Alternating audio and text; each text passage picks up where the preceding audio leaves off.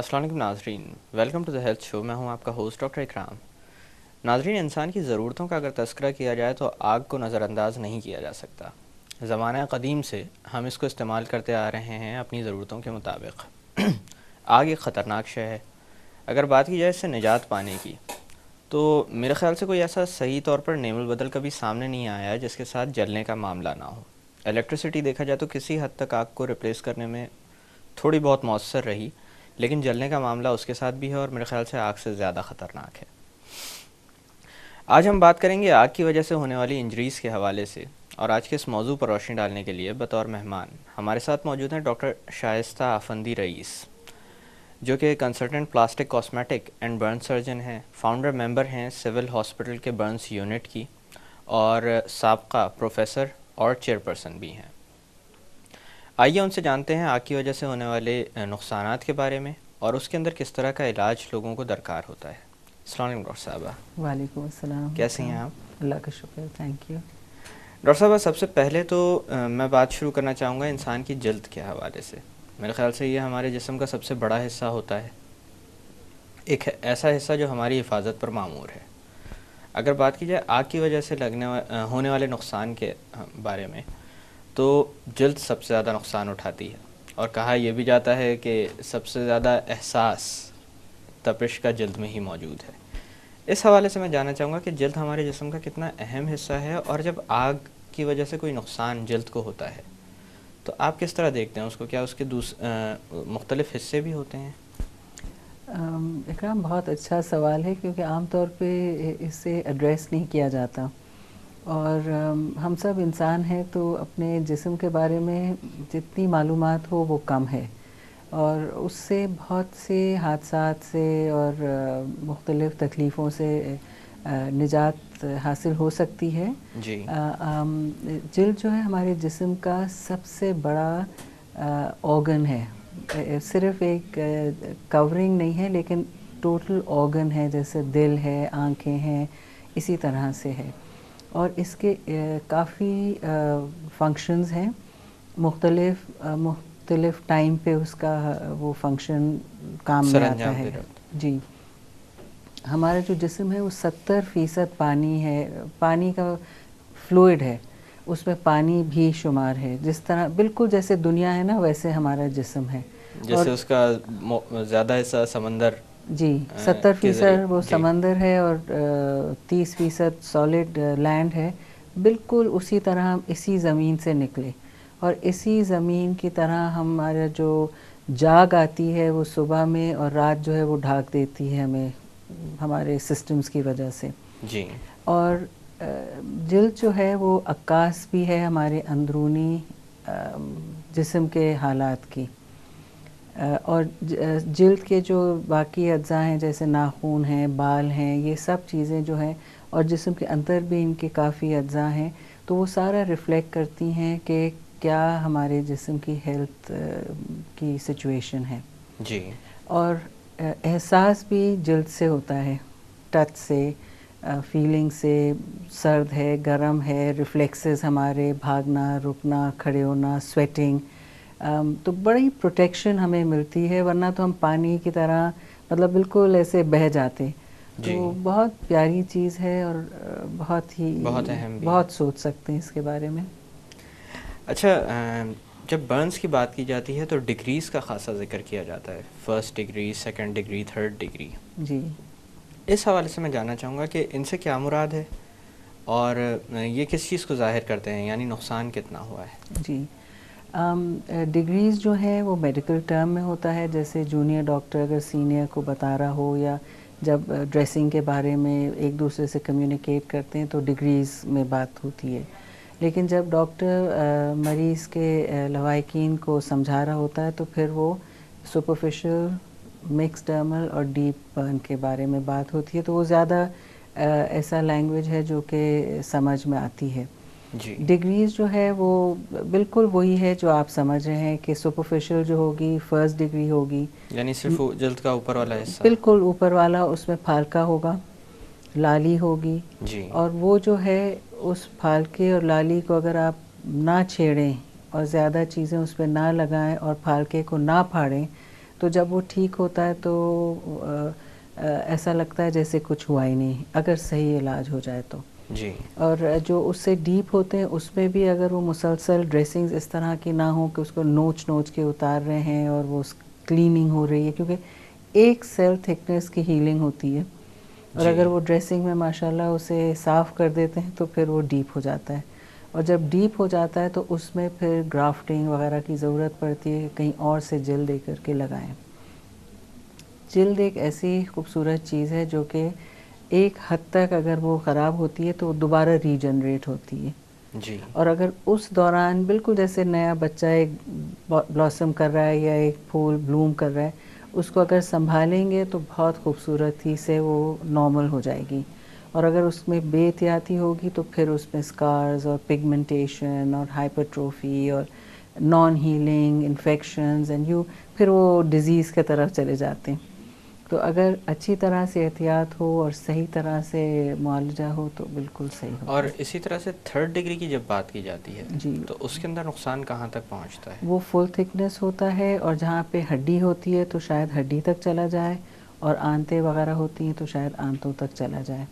اور اس میں یہ ہوتا ہے، اب میں ذرا سا انڈرسٹینڈنگ کے لیے آپ کو ایک اور چیز سمجھا دوں کہ جب الیکٹریکل برن ہوتا ہے جی. تو وہ جلد پہ نہیں ہوتا. الیکٹریکل برن جو ہے وہ ہڈیوں میں سے جاتی ہے، بالکل جیسے ہیٹنگ راڈ ہوتی ہے نا، جی. ہڈیاں جو ہے آگ ہیٹنگ راڈ کی طرح گرم ہوتی ہیں، ریزسٹنس اور الیکٹرولائٹس، وہ پھر ایک اور ڈسکشن ہے. لیکن وہ راڈز کی طرح جو ہڈیاں ہوتی ہیں وہ پھر سیکتی ہیں اسکن کے طرف. تو جب یعنی مریض اندر سے جلنا شروع ہوتا ہے، اندر انسان سے باربیکیو لٹرلی ہوتا ہے.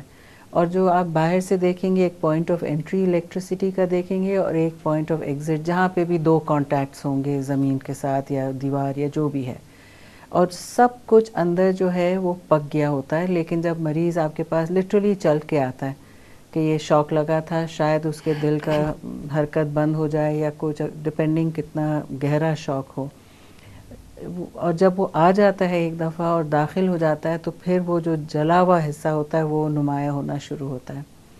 اور جو حصے جیسے انگلیاں ہیں اس میں پٹھے وغیرہ نہیں ہوتے ہیں، جلد ہوتی ہے، ٹینڈنز ہوتے ہیں اور بون ہوتی ہے.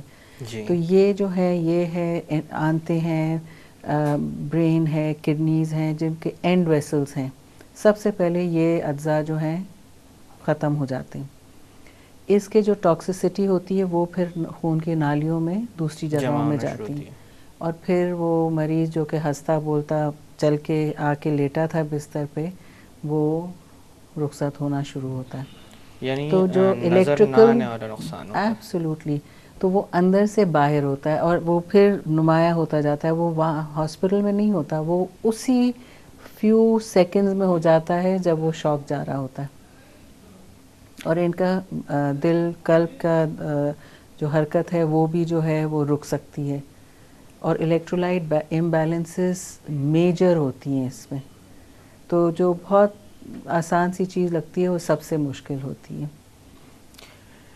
اچھا ڈاکٹر صاحب، اگر بات کی جائے جلنے کے حوالے سے، کیونکہ آپ جیسے میں نے شروع میں بھی بتایا تھا کہ آپ سابقہ چیئرمین رہ چکی ہیں سول ہاسپٹل کے برنس یونٹ کی، بلکہ اس کی فاؤنڈر ممبر بھی ہیں. تو اس حوالے سے میں آپ سے پوچھنا چاہوں گا کہ کیونکہ وہاں پر میرے خیال سے چاروں طرف سے نہ صرف پورے سندھ سے بلکہ آس پاس کے اور دوسرے دیہی علاقے پاکستان سے بالکل لوگ علاج کروانے کے لیے آتے ہیں. As a matter of Iran, Balochistan, neighbouring countries جتنے بھی ہیں سب، افغانستان وغیرہ سب سے آ رہے تھے ہمارے پاس. میجر سینٹر وہی تھا. جی. تو اس حوالے سے میں پوچھنا چاہ رہا ہوں کہ جب اگر یہ دیکھا جائے کہ لوگوں کے اندر جلنے کی جو وجوہات ہیں تو زیادہ تر کس طرح کی وجہیں ملتی ہیں اور کیا یہ اوائڈیبل ہوتی ہیں، یعنی ان سے بچا جا سکتا ہے؟ اکرام، جب میں نے شروع کیا تو وہی جو کتابوں میں تھا کہ جو برنز ہیں وہ آئدر دے پلان جو کہ ہوموسائڈل اور سوئسائڈل ہوتے ہیں، کہ خودکشی کے ہوں یا کوئی کسی کو جلانا چاہے تو وہ پلانڈ ہیں. اور جو ایکسیڈنٹل برنز ہیں جو 99.9% ہیں ہمارے اسٹڈی کے، یہ جو پرسنٹیجز میں دوں گی یہ ہماری ہی اسٹڈیز ہیں جو ہمارے سینٹر میں، اگر 100% آپ جلے ہوئے لے لو تو اس میں یہ ہے. دوسرے سینٹرز کے ہم بات نہیں کر سکتے کیونکہ وہ ان کی اسٹڈیز ہوتی ہیں. جی. اور اکراس دا بورڈ کنٹری کا ہم کہہ نہیں سکتے کہ ہمارے مردم شماری ہی نہیں ہے تو پھر اسٹیٹسٹکس ڈیٹا نہیں ہیں. جی. تو جو ہمارے پاس اگر 100% برنز تھے تو 0.1% جو تھے وہ ہوموسائڈل یا سوئسائڈل تھے. یعنی دشمنی میں جلایا گیا تھا. یا تو مطلب جلانا چاہتے تھے یا خود جلنا چاہتے تھے. جی. 99.9% ایکسیڈنٹل تھے. تو وہ یہی ہماری ٹیچنگ تھی کہ they are not preventable. Accident تو ہو جاتا ہے. لیکن پھر جب میں نے اب زندگی نکل گئی یہ کرتے کرتے وہ دیکھا کہ accidental burns are preventable as are homicidal and suicidal. کیونکہ نظر آ رہا ہوتا ہے کہ ایک شخص ڈپریسڈ ہے اور وہ کچھ کرنے والا ہے تو وہ بجائے خاموش رہنے کے اور آپس میں الگ بات کرنے کے اس شخص سے بات کرو اور جو اس کا مسئلہ ہے وہ سارٹ آؤٹ کرو. بعد میں وہ شور اور ایک تماشا کرنا کوئی فائدہ نہیں. جی. بالکل جیسے بام بلاسٹ وغیرہ پتہ ہے ہونے والا ہے ہو جائے گا تو پھر وہ پولیس آ جائے گی اور بیچارے مرنا مرانا کوئی فائدہ نہیں نا. پہلے سے پتہ ہے تو سارٹ اٹ آؤٹ. دوسرا یہ ہے کہ جو سوئسائڈل ہوتے ہیں وہ بھی پتہ ہوتا ہے, جو کرنا والا ہوتا ہے وہ بھی آپس میں انبن ہے تو سارٹ آؤٹ دا سچویشن. نہیں ٹھیک ہو رہی تو separate. There is no point in killing each other نا. مطلب کوئی اس کا تک نہیں بنتا. So that's also preventable. 99.9% of the burn جو ایکسیڈنٹل ہیں آپ کو گیس کی بو آ رہی ہے کل کریں گے ٹھیک وہ آئے گا بو کرائیں گے فلانا کرائے گا. 1 سیکنڈ لگتا ہے وہ آدمی کو لے آؤ وہ آپ کو, اور گیس والوں کو فون کرو وہ منٹس میں پہنچ جاتے ہیں. They very efficient. دوسرا یہ ہے کہ جو لمبے لمبے پائپس ہیں وہ نہیں ہونے چاہیے. اسپیشلی آج کل انہوں نے جو پراپر ہاؤسز تھے ان کو چھوٹے چھوٹے کبی ہولز بنا کر کے اور سینٹرلائز کچن ہو گیا, نو ونڈوز اینڈ آل دیٹ. تو اس میں تو having this sort of a setup is out of the question. You have to have ventilators and ہوا باہر کی طرف نکلے. تو یہ جو ہے چیزیں پریونٹیبل ہیں بائی پلاننگ. 1 سیکنڈ جو آپ کا ذہن ادھر ادھر ہوتا ہے جب آپ کچن میں ہو یا کوئی فاسٹ موونگ مشینری ہو اس میں ہنسی مذاق نہیں ہو سکتی اور 2-3 لوگ وہی کام نہیں کر سکتے ایٹ دا سیم ٹائم جو رسپانسبل نہ ہو اور جن کو پتہ نہیں ہو آپس میں ڈسکشن کے بعد کہ میں کیا کر رہا ہوں. ادھر ہنس رہے ہیں ادھر بول رہے ہیں, کوئی کچھ کر رہا ہے کوئی کچھ کر رہا ہے. الیکٹریسٹی میں کام ہو رہا ہے کسی نے مذاق میں آن کر دیا ہے بغیر پوچھے کر دیا. گیس ماسی نے صفا کیا سارے چولہے آن چھوڑ دیے. بیگم صاحب آئیں تیلی لگایا تو بھپ سارا چلا گیا. مہمان آ گئے جلدی جلدی جلدی جلدی کوکنگ ہو رہی ہے. واٹس دا مطلب کیا ہے ایسا, منگوا لو کچھ کر لو.